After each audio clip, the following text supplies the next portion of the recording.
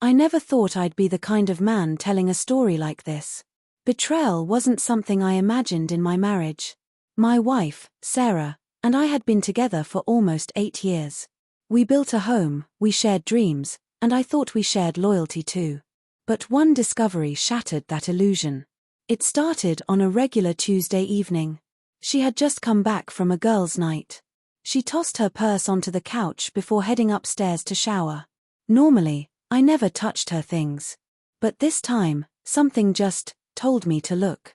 Maybe it was intuition. Maybe it was the way she avoided eye contact when she walked past me. I opened her bag. And there it was. A small box of Plan B, the morning after pill. My chest tightened. We weren't even intimate that week. In fact, we hadn't been intimate in almost a month because she'd been too tired or too stressed. My hands shook as I held that box. The reality hit me like a freight train. She wasn't just cheating. She was reckless enough to cover her tracks like I didn't matter at all. I didn't confront her that night. No yelling, no questions. Instead, something darker settled inside me. Not rage exactly, more like cold clarity. I wanted her to reveal herself without me having to drag the truth out. I wanted to see how far she'd go. So I swapped the pills. I had a bottle of over-the-counter vitamins in the cabinet. I slipped them into the Plan B box and placed it neatly back in her bag. The next morning, I watched her rush out of the house. She didn't kiss me goodbye like she used to. Just a quick, "I'll see you later." When she came home that evening, she looked exhausted, pale even. She sat at the table, avoiding my eyes, and then muttered, "I had to take something earlier. I really hope it works." That was the moment the knife twisted in my chest. She didn't even try to hide it anymore. She wasn't talking about us. She wasn't worried about our future. She was worried about another man's. I kept my voice calm, though inside I was breaking. "What do you mean, hope it works?" I asked. She froze. Her eyes darted up to mine. For a second, I saw panic, guilt, and then arrogance. She sighed and said, "Look, you don't need to know everything. Some things are just not your business." Not my business. My wife, sitting in the home we built together, essentially told me her infidelity wasn't my concern. That night, I didn't sleep.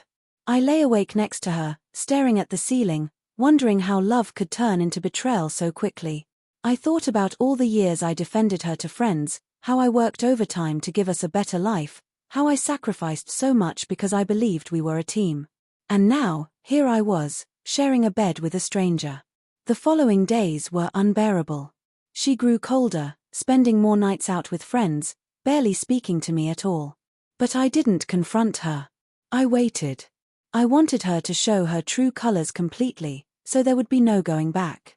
And then it happened. One night, she came home late, and I could hear her whispering on the phone in the kitchen. I quietly crept halfway down the stairs and listened. She said, "Don't worry. I took care of it. He has no idea. He's so clueless, it's almost pathetic." Pathetic. That's what she called me. The man who loved her more than anything. That was my breaking point. The next morning, I packed a bag, but before I left, I wrote a letter and placed it on the kitchen counter. I didn't scream. I didn't beg. My letter was simple. "I found the Plan B. I know everything. You looked me in the eye and lied, then laughed behind my back. You called me pathetic, but the truth is, I was loyal to you when you weren't loyal to me. You chose this. And now, you can live with it. Goodbye." Then I walked out and never looked back. A week later, she tried to contact me, called, texted, even showed up at my sister's house where I was staying. But I didn't give her the satisfaction of a response. The silence was my revenge. You see, sometimes revenge isn't about screaming or exposing someone publicly. Sometimes it's about letting them destroy themselves. She lost the one person who would have stood by her through anything, and now she has to live with the consequences. I won't lie to you, it hurt. It still does. Betrayal leaves scars that don't fade quickly. But I also learned something important. Loyalty should never be given blindly. Trust is sacred, and if someone throws it away, they don't deserve your love, your energy, or your future. So, to anyone listening who's been betrayed, know this: revenge doesn't always mean getting even. Sometimes, the most powerful revenge is walking away with your dignity intact, while they're left drowning in the mess they created. Because at the end of the day, the truth always comes out.